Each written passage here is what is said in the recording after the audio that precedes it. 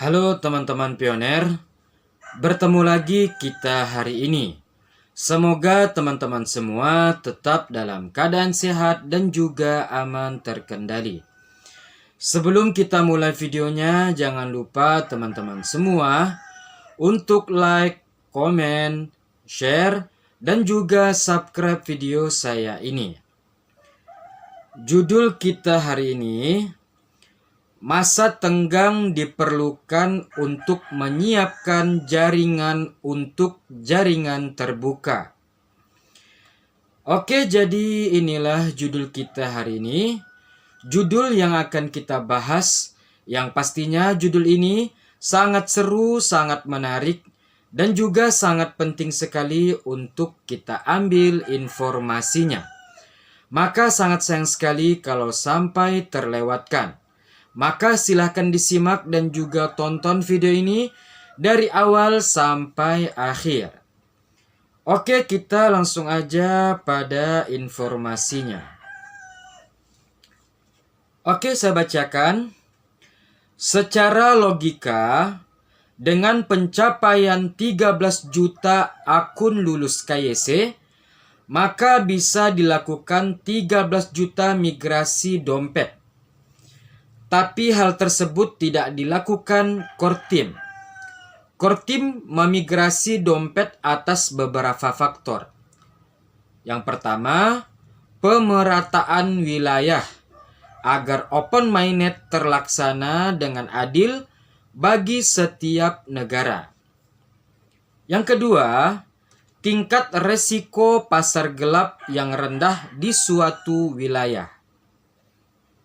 Lalu yang ketiga, jumlah pioner yang lulus KYC di suatu negara atau wilayah akan disesuaikan dengan proses migrasi dompetnya. Setelah akun lulus KYC mencapai target 15 juta akun, Core Team akan lebih mudah untuk melakukan migrasi dompet secara adil. Itulah mengapa pola akun lulus KYC dan dompet migrasi selalu terlihat seperti 2:1. Dengan mencapai 15 juta akun lulus KYC terlebih dahulu, Core Team akan lebih mudah memetakan dompet mencapai 10 juta dompet dengan mempertimbangkan poin 1 dan poin kedua. Pi adalah mata uang global. Penggunaannya harus merata sesuai dengan target awal open mainnet, 15 juta akan lulus KYC, 10 juta dompet migrasi, dan 100 DApp utilitas.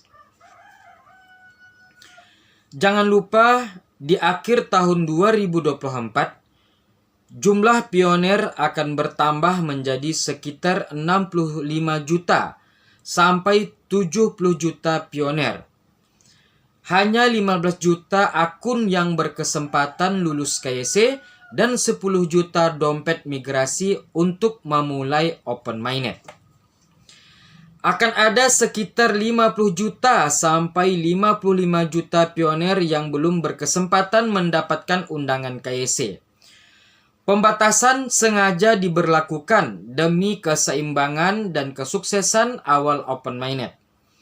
Setelah open mainnet, proses KYC, migrasi, dan pengembangan aplikasi DApp akan terus berlanjut menyesuaikan pertumbuhan ekosistem, terutama pertumbuhan platform-platform. Semakin banyak platform bergabung ke dalam ekosistem P-Network, semakin banyak akun lulus KYC dan dompet migrasi. Keseimbangan sangat diperlukan karena semua itu berhubungan dengan likuiditas. Nah, teman-teman, jadi informasi ini sangat penting sekali, teman-teman ya. Dengan informasi ini kita paham bahwasanya hanya 15 juta pioner yang akan lulus KYC sebelum open mainnet dibuka, teman-teman. Jadi 15 juta pioner inilah orang-orang yang beruntung, teman-teman ya, termasuk saya, alhamdulillah. Saya juga sudah lulus KYC dan juga sudah migrasi teman-teman ya. Nah, jadi saya ini termasuk 15 juta orang dan 10 juta yang dimigrasikan koinnya teman-teman. Jadi teman-teman nih yang merasa sudah KYC dan juga sudah migrasi. Nah, teman-teman inilah orang-orang pilihan, orang-orang yang diberkahi oleh Tuhan untuk merasakan di awal-awal open minded teman-teman ya. Nah, tapi teman-teman yang belum KYC dan juga belum migrasi jangan berkecil hati.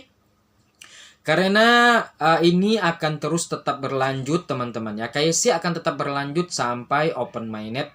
Walaupun open minded sudah dibuka. Bukan berarti open minded sudah dibuka teman-teman gagal dalam mengikuti P-Network ini.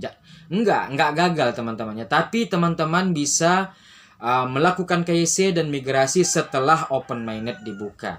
Yang pastinya masing-masing punya keuntungan.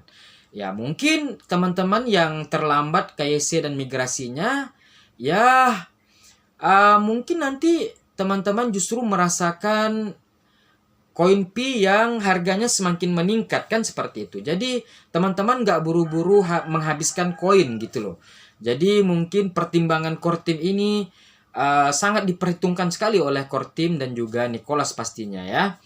Nah jadi agar tidak semua pioner itu langsung menghabiskan koinnya. Jadi ini benar-benar diseleksi, benar-benar pioner yang memenuhi syarat untuk merasakan open minded di awal. Mungkin dia kan core team kan bisa melihat dia melihat dari keseriusan dari pioner, melihat dari transaksi yang dilakukan, mengikuti GCV, mengikuti harga tinggi atau enggak. Nah, juga bisa melihat dari KYC, ini orang serius nggak sih dia melakukan KYC. Nah, juga dia pernah melakukan pelanggaran nggak?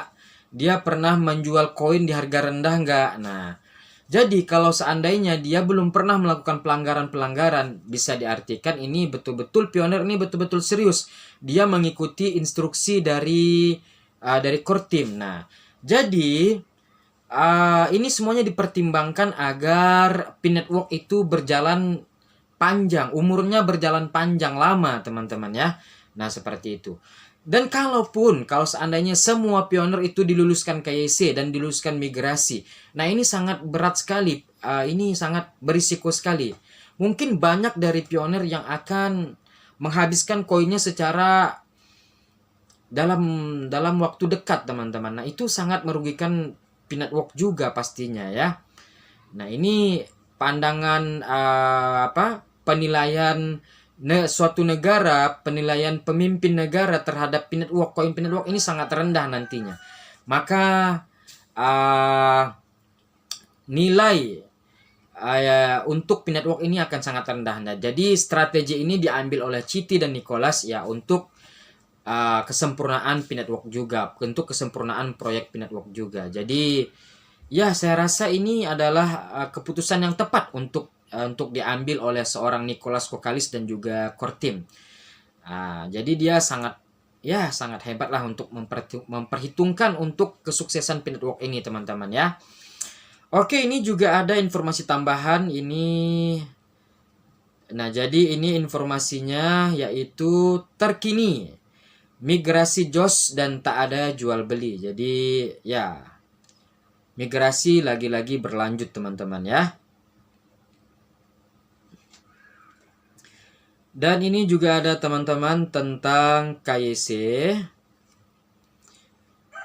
Tim INTP akan meluncurkan pemeriksaan keaktifan. Tim INTP sedang bersiap untuk menerapkan pemeriksaan keaktifan secara menyeluruh untuk memerangi penipuan KYC dan memastikan keadilan saat kita mendekati open mainnet. Fitur ini yang melakukan verifikasi silang gambar dari pemeriksaan keaktifan akan segera tersedia bagi sebagian besar pioner, bahkan mereka yang telah menyelesaikan KYC. Pemeriksaan keaktifan melibatkan verifikasi swafoto waktu nyata untuk mendeteksi penipuan identitas, seperti penggunaan masker silikon atau gambar atau video yang tidak aktif. Awalnya diuji pada bulan Mei pada sekelompok kecil, termasuk mereka yang telah memigrasikan Pi ke mainnet. Ini adalah langkah terakhir sebelum open mainnet. Memastikan satu orang satu akun sangat penting saat P-Network bersiap untuk fase besar berikutnya. Ya. Oke, jadi semua ini dipersiapkan untuk langkah terakhir sebelum open mainnet teman-teman ya. Dan Nicholas dan juga Citi untuk sangat-sangat memastikan yaitu satu orang memiliki satu akun. Dah, seperti itu teman-teman. Oke, jadi inilah informasi kita hari ini. Semoga informasi ini bermanfaat dan juga menambah wawasan kita tentang P-Network ini. Jadi memang P-Network ini bukan proyek sembarangan, bukan proyek main-main, bukan proyek abal-abal. Proyek ini sangat serius sekali. Jadi proyek ini betul-betul memerlukan keseriusan, baik dari pencipta dari aplikasi P-Network ini dan juga melibatkan seluruh pioner yang ikut serta dalam menambang koin P ini. Oke teman-teman, semoga informasi ini bermanfaat dan juga menambah imun kita. Dan juga mungkin ada dari teman-teman semua yang ingin bertanya, sepersilahkan untuk berkomentar di channel YouTube saya atau pada video saya ini. Dan juga mungkin dari teman-teman semua yang ada yang ingin menyampaikan ide serta gagasannya. Tapi jangan keluhan-keluhan ya, saya nggak mau mendengar keluhan ya. Tapi saya yang perlukan itu adalah ide dan gagasan, memberikan motivasi seperti itu, bukan keluhan yang saya inginkan. Kalau bertanya boleh, tapi bukan keluhan. Ataupun kalau nggak sanggup mengikuti proyek P-Network ini, ya sebisanya untuk memberikan yang positif lah. Jangan berkomentar seenak-enaknya aja teman-teman ya. Ya kalau mau meminta solusi ya hendaklah memberikan komentar yang baik, bertanya yang baik, jangan berkomentar yang enggak gitu. Jadi biar kita juga memberikan solusinya enak, memberikan pemahamannya enak. Kalau udah dimulai dengan perkataan yang tidak enak, jadi kita mau ngasih solusinya juga gimana gitu. Oke, mungkin sampai di sini aja videonya. Terima kasih. Wassalamualaikum warahmatullahi wabarakatuh.